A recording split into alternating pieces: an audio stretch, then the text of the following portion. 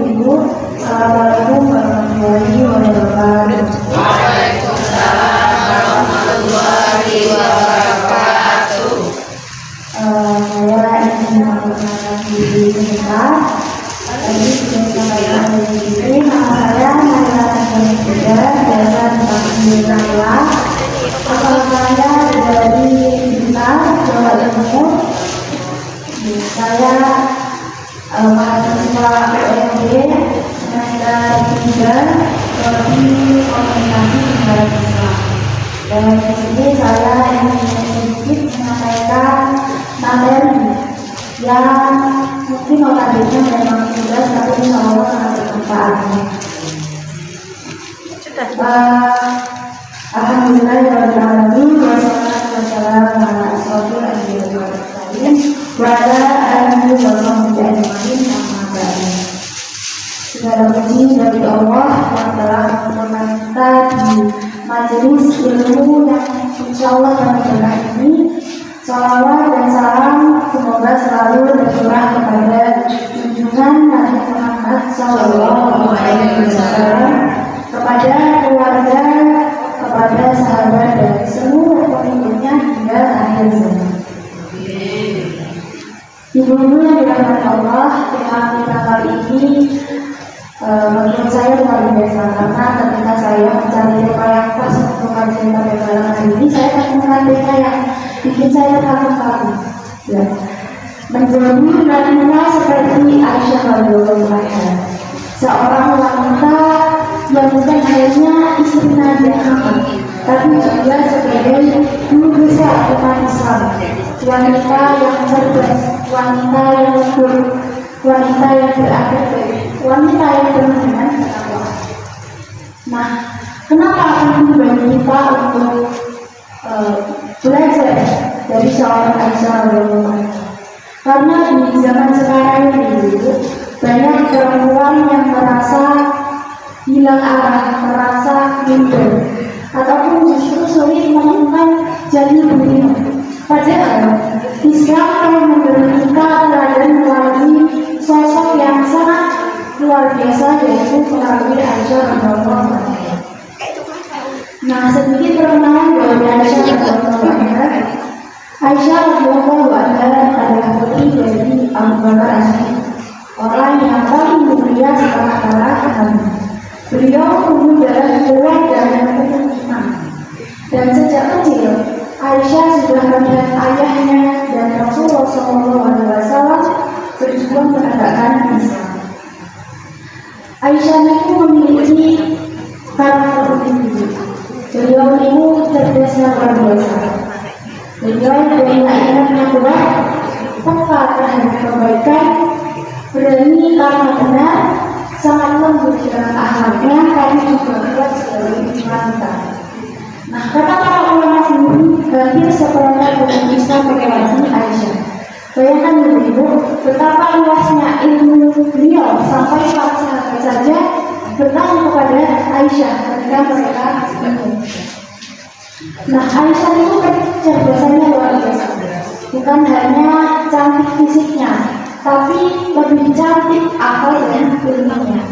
Beliau meriwayatkan hampir lebih dari 2000 hadis.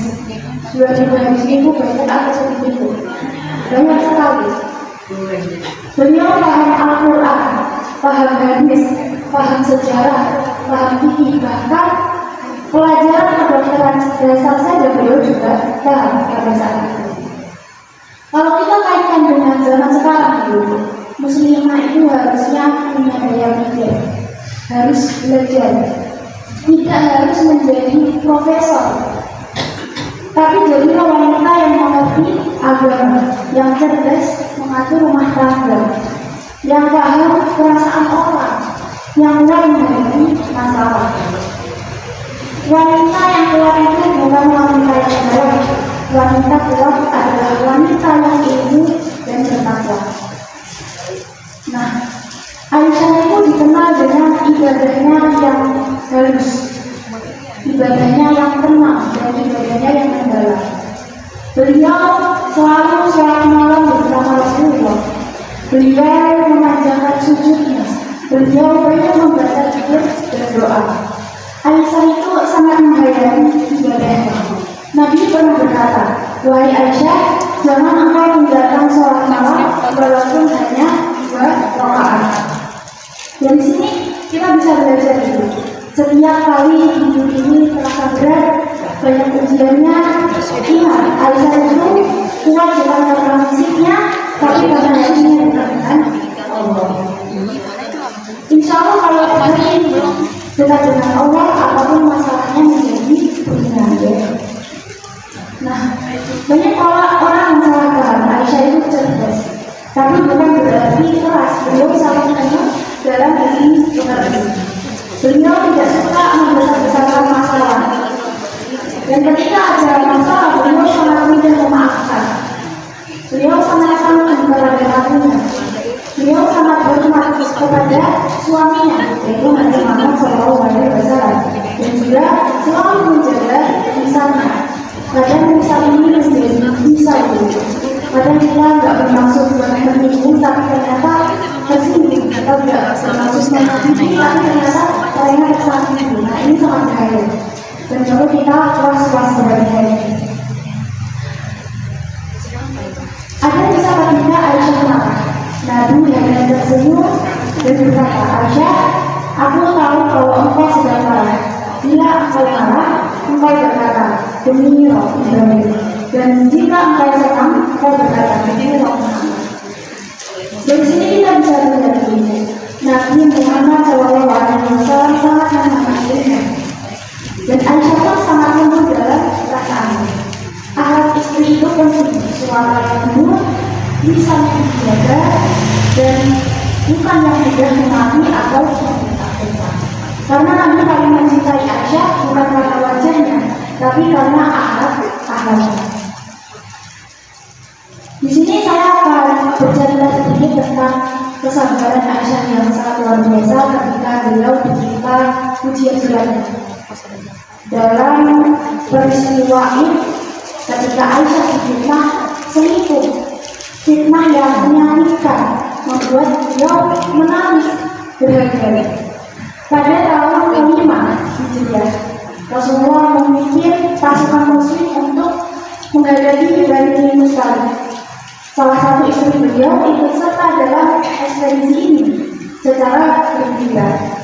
Dan kali ini giliran Aisyah radhiyallahu anha yang menempati Haudaj. Haudaj itu tanding tertutup di atas unta. Ketika rombongan hendak pulang, pasukan berhenti sejenak. Aisyah turun dari Haudaj untuk belajar. Dalam perjalanan yang terjadi, dia merasa kehilangan kalung.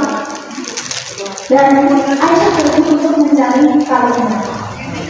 Tanpa mengetahui Aisyah belum kembali, para sahabat mengangkat Haudaj yang mereka kondisi Aisyah, karena Aisyah itu sangat ringan. Jadi para sahabat dan sadar kalau ternyata di atas tidak ada Aisyah. Nah, akhirnya rombongannya itu berangkat meninggalkan Aisyah seorang diri. Setelah itu beberapa waktu kemudian datanglah Sofyan bin Al-Ta'arab, seorang sahabat yang ditugaskan untuk menjaga barisan belakang pasukan. Dia menemukan Aisyah seorang diri. Beliau mengenalinya dan berkata, ia menunjukkan perintahnya agar Aisyah bisa mengalir. Akhirnya Sofyan dan Aisyah keduanya berjalan menyusul rombongan tanpa ngobrol, tanpa ngomong satu kata apapun. Ketika mereka berdua datang dan sampai di rombongan pasukan, fitnah ini mulai menyebar. Seorang munafik bernama Abdullah bin Ubay bin Salul memanfaatkan momen ini untuk menyebarkan kabar bohong, berita fitnah, dan menuduh Aisyah dan Sofwan berdua tidak senonoh. Fitnah ini menyebar sangat cepat, mengguncang masyarakat dan menyakiti hati Aisyah, begitu juga keluarga Nabi Muhammad. Setelah kembali ke Madinah, Aisyah jatuh sakit. Aisyah baru mengetahui ternyata di luar sana banyak berita milik, banyak fitnah tentang dirinya. Namun sikap Rasulullah berubah. dan tidak sehat biasanya. Saat akhirnya Aisyah mengetahui apa yang sedang terjadi, ia meminta izin untuk tinggal di rumah orang tuanya. Nah, setelah itu Rasulullah pun berusaha mencari kejelasan. Beliau mengumpulkan para sahabat dan meminta nasihat mereka. Usaimah bin Zaid membela Aisyah, sementara Ali bin Abi Thalib menyarankan agar Rasulullah menanyakan kepada pelayan Aisyah bernama Zainab. Pelayan tersebut bersaksi bahwa Aisyah adalah wanita baik yang tidak pernah menunjukkan tanda-tanda keburukan. Setelah cerita 1 bulan penuh kegelisahan, fitnah-fitnah di luar sana, akhirnya wahyu dari Allah SWT turun melalui surah An-Nur ayat 11 sampai 20 yang menyatakan dengan tegas bahwa Aisyah tidak pernah bersalah dan seluruh tuduhan terhadapnya adalah fitnah besar dari orang-orang munafik. Kisah Yusuf ini bukan hanya tentang fitnah yang menimpa Aisyah. Ini adalah pelajaran sepanjang masa ini tentang bahayanya menyebarkan kabar bohong, kabar tanpa bukti, pentingnya tabayun, serta betapa Allah melindungi kehormatan orang-orang yang dicintainya. Dari peristiwa ini kita bisa belajar untuk selalu menjaga lisan, hati-hati dengan lisan kita, menahan diri dari menyebarkan gosip-gosip yang tidak benar dan selalu bersikap adil. Bahkan di saat emosi memuncak, Aisyah radhiyallahu anha keluar dari peristiwa ini bukan sebagai korban, tetapi sebagai wanita mulia yang namanya dibela langsung oleh Allah SWT dalam Al-Quran. Nah, selanjutnya ada peran sosial Aisyah. Aisyah bukan hanya sebagai istri Nabi, tapi juga menjadi guru bagi umat Islam. Setelah wafatnya Rasulullah, banyak sahabat dan tabi'in yang datang kepada Aisyah untuk belajar. Belajar tentang apa? Belajar tentang kenakalan dari Nabi, belajar tentang fikih, belajar tentang akhlak, dan belajar tentang kehidupan. Artinya, wanita itu bisa berperan besar untuk umat, mengajar, menasihati, membimbing. Muslimah itu boleh aktif, tetapi dengan adab dan kehormatan. Jangan sampai kita sudah mendapatkan kehormatan tertinggi, tetapi kalah dengan hawa nafsu kita. Jadi sebagai wanita kita harus menjaga kehormatan dan adab kita sebagai wanita. Nah, bagaimana menjadi wanita seperti Aisyah? Ini bagian paling penting dulu. Bagaimana kita mengikuti jejak Aisyah di zaman sekarang? Yang pertama itu perbaiki kualitas sholat kita, ibadah kita. Tadi saya bilang di awal, Aisyah itu sangat menikmati ibadahnya. Jadi kita sebagai kaum muslimin harus memahami bacaan sholat kita. Selanjutnya, tenangkan hati dan ketika kita sholat jangan terburu dulu. Jadikan sholat ini sebagai tempat kita berkomunikasi dengan Allah SWT. Tempat kita curhat kepada Allah SWT. Nah, Aisyah itu juga belajar ilmu, meski sedikit demi sedikit. Di zaman sekarang itu sulit tidak buat cari ilmu, belajar lagi. Kadang kita merasa ngapain sih harus ikut kajian, padahal ini penting sekali untuk mendapatkan ilmu dan barokahnya. Di sekarang ini masih ada nggak yang suka baca buku? Suka jarang. Ya, sekarang sudah banyak teknologi yang berkembang ya, jadi bacanya lewat HP. Tapi itu gak apa yang penting baca buku, karena buku itu kan jendela dunia. Nah, ketika kita baca buku lewat HP ataupun baca buku fisik, itu sangat dianjurkan, gitu. Selanjutnya menjaga lisan, mengurangi mengeluh berlebihan, kurangi jangan sampai kita membenci, jangan sampai kita marah-marah berlebihan. Sebenarnya marah-marah itu boleh atau enggak sih itu? Marah-marah itu boleh enggak? Boleh aja, karena itu bentuk emosional kita. Tapi jangan sampai berlebihan. Jangan sampai manusia. Dan ingat ibu, ketika kita memimpin, ketika kita mengundurkan dan ketika kita berkomentar buruk kepada orang, setiap kata buruk itu kembali ke diri kita sendiri. Yang keempat adalah berbanyak sabar. Ketika kita diuji dengan masalah yang sangat luar biasa, masalah hidup kita, ekonomi, masalah rumah tangga, ingat, Aisyah itu tetap tegar dalam fitnah besar. Nah, selanjutnya bisa berbanyak zikir dan doa.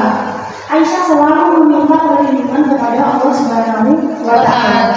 Wanita yang banyak berzikir akan tenang wajahnya dan lembut pikirannya. Yang keenam, berperan di masyarakat dengan cara yang baik. Misal kita majelis ilmu seperti ini, mengajarkan TPA, ikut kajian, menjadi teladan untuk anak-anak dan menjadi teman yang baik untuk sesama warga. Nah, yang ketujuh juga menjaga adab dalam rumah tangga dengan bicara yang lembut, hormat kepada suami, perhatian kepada anak, tidak mudah menyalahkan dan mengutamakan kesabaran.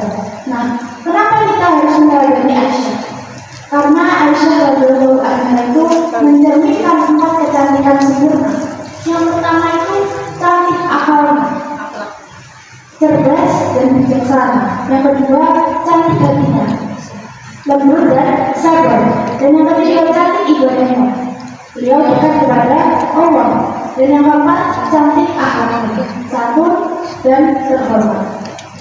Wanita yang cantiknya seperti ini, insya Allah akan dicintai oleh Allah, dihormati oleh suaminya, disayangi anaknya, disukai tetangganya, dan dicintai masalahnya. Nah, ibu-ibu yang saya pelihara, menjadi wanita seperti Aisyah radhiyallahu anha bukan berarti harus sempurna. Enggak, kita ini kan manusia biasa. Yang penting meneladani nilai-nilainya. Ada beberapa nilai yang harus kita pelajari, mulai dari ilmunya, akhlaknya, ibadahnya, kesabarannya, kecerdasannya, dan juga kelembutan. Kalau kita berusaha sedikit-sedikit, insya Allah Allah akan memudahkan. Dan mungkin waktunya masih banyak atau sedikit, tapi nanti yang mau dilanjut oleh Pak Adi. Dan ini adalah salah satu kesempatan saya untuk belajar ngomong di depan. Ini adalah salah satu pengalaman yang mungkin saya tidak pernah lupakan, karena saya sangat berterima kasih kepada jemaah Masjid Al-Mustafi untuk menyempatkan waktunya bisa hadir di majelis ini dan juga memberi saya kesempatan untuk bisa ngomong di depan. Dan saya sampai sini daripadanya saya tuh sebenarnya kalau ngomong di ini kadang masih duduk. Karena ini kan benar-benar. Tapi dengan adanya tugas seperti ini, kita tuh sebagai generasi muda bisa belajar untuk bisa menyampaikan ilmu. Meskipun ini ilmunya sedikit, ilmu saya juga mungkin lebih sedikit daripada ibu-ibu semuanya, tapi ini adalah salah satu kesempatan untuk kita bisa berlatih menyampaikan dakwah Islam gitu. Nah, saya cukupkan sampai di sini. Mohon maaf ketika saya berbicara menyinggung ataupun ada kata-kata yang kurang berkenan.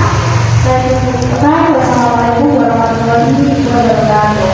Waalaikumsalam warahmatullahi wabarakatuh. Terima kasih kepada Mbak Mela yang telah memberikan tausiahnya kepada ibu-ibu, dengan harapan ibu-ibu bisa mencontoh. Siapa Bu tadi Bu? Sinten Bu? Aisyah. Sinten Bu Aisyah niku Bu? Istri Nabi. Yang apa tadi? Yang kerja, yang cantik dan sempurna, yang berakhlak dan berarti baik. Tidak harus sempurna nih, tadi Mbak Naila bilang tidak harus sempurna seperti Aisyah, tapi paling tidak mendekati yang beberapa sifat bisa kita tiru, kita lakukan. Semoga menjadi amal jariahnya, amal kebaikan Mbak Naila. Hingga pahalanya nanti juga. Selanjutnya, sebelumnya matur nggih Bu nggih, niki dalu niki hari yang istimewa nggih Bu nggih. Napa kok istimewa? Lah sak omah kok neng kene kabeh niku pripun? Ngajarane kula sing iki kan iku hari istimewa. Jadi mirip saya. Yang ngapunten nggih Bu nggih, wong sak omah kok maju kabeh. Yang ngapunten. Sing sak rasipun acara sak rasipun masih wonten wekdal bosan kadhaken majelis.